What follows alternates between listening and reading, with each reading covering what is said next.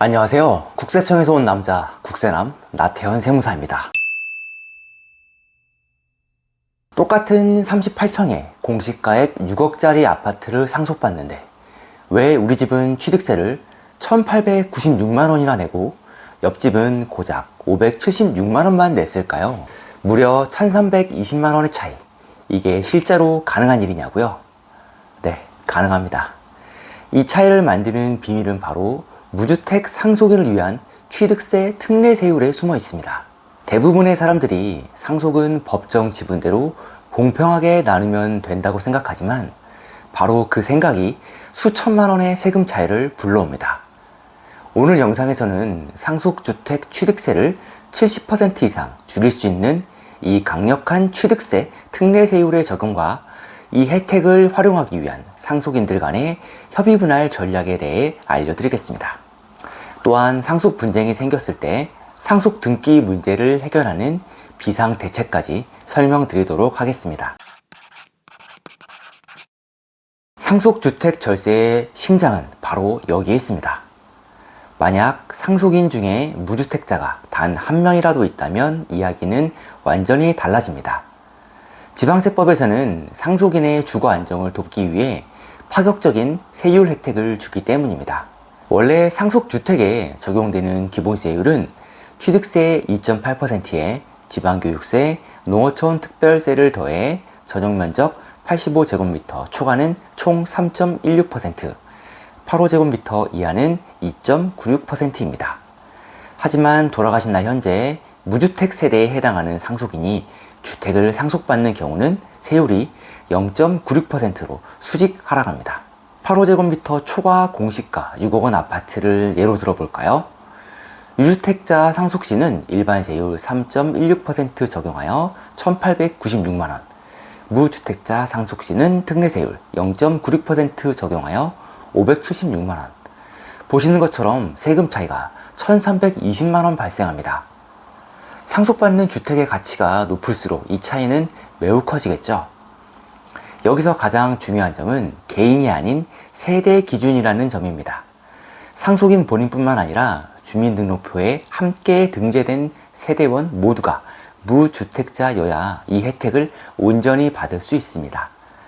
따라서 세대원 전체의 주택 소유 현황을 상속 개시일 기준으로 꼼꼼하게 확인하셔야 합니다.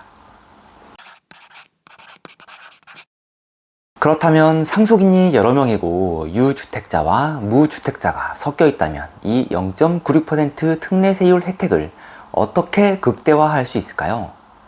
바로 이때 협의분할이라는 전략 카드를 사용해야 합니다. 그런데 바로 여기서 수많은 가정이 공평하게 나누자는 생각 때문에 수천만 원을 손해보는 치명적인 실수를 저지릅니다.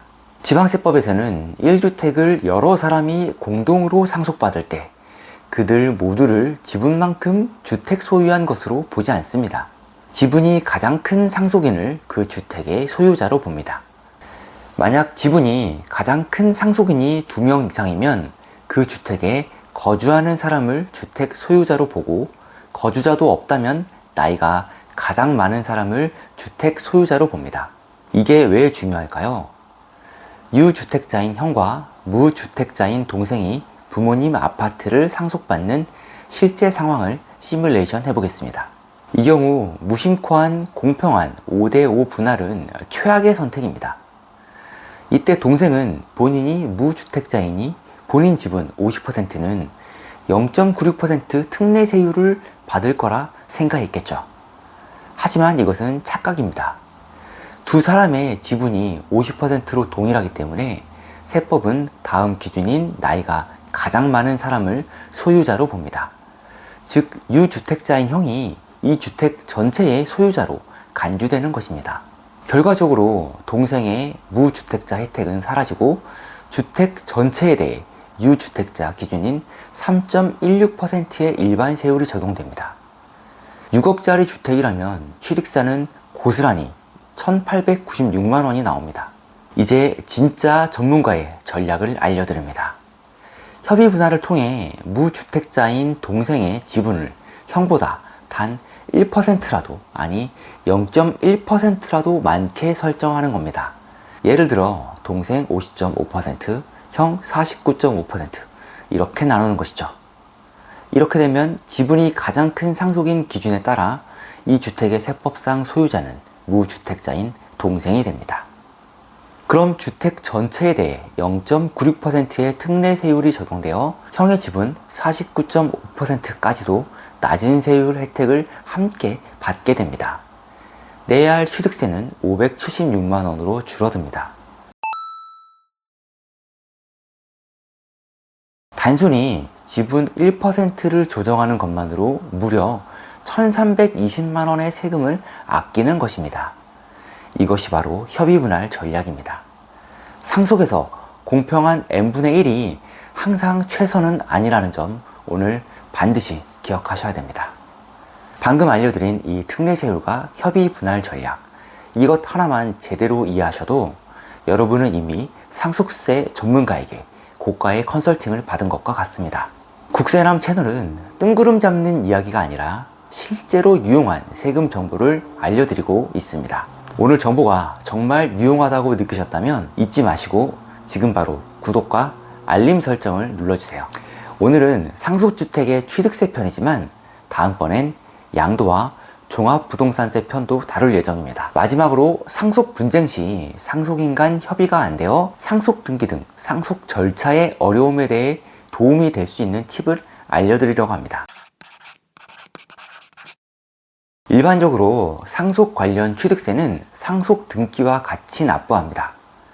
그런데 합의가 안 되어 상속세 신고 기한까지 상속 등기를 이행 못하는 경우가 종종 발생합니다. 취득세 또한 상속 개시달의 말일부터 6개월 내에 납부 안 하면 가산세를 내야 하는데 무신고 가산세 20%와 연 8% 정도의 납부지연 가산세가 추가됩니다. 이 경우의 팁은 상속 등기를 못했더라도 취득세 신고 납부는 기한 내에 하는 것입니다. 일단 각자의 법정 상속 지분대로 취득세를 계산하여 각자 신고하고 납부하면 됩니다. 이렇게 하면 최소한 가산세는 피할 수 있습니다. 나중에 협의가 완료되어 지분이 변경되면 그때 경정청구나 수정신고를 통해 세금을 다시 정산할 수 있습니다. 만약 분쟁이 장기화될 조짐이 보인다면 아예 법정 상속 지분대로 공동 상속 등기를 먼저 하는 방법도 있습니다. 이는 상속인 중 1인이 단독으로도 신청할 수 있습니다.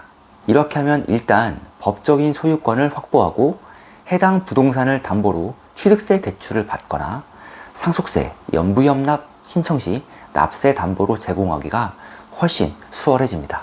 등기가 늦어진다고 해서 불이익만 있는 것은 아닙니다. 세법상 상속 재산의 취득일은 등기 접수일이 아닌 상속 개시일입니다.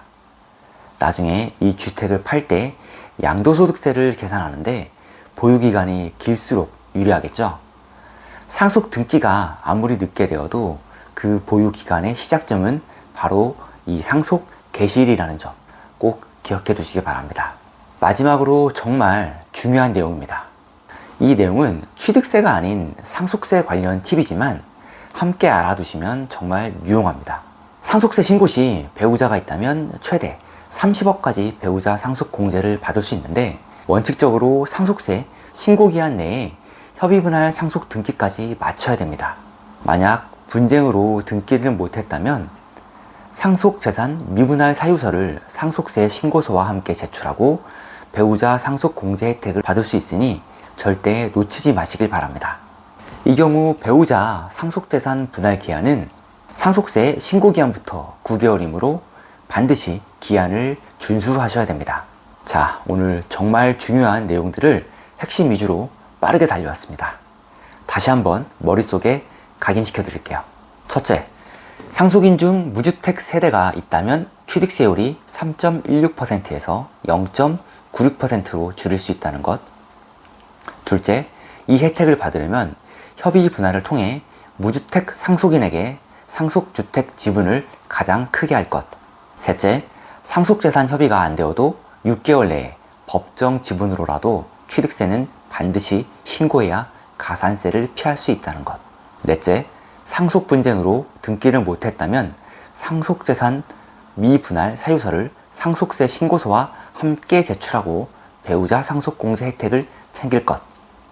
오늘 영상이 여러분의 현명한 상속 계획에 도움이 되었기를 바랍니다.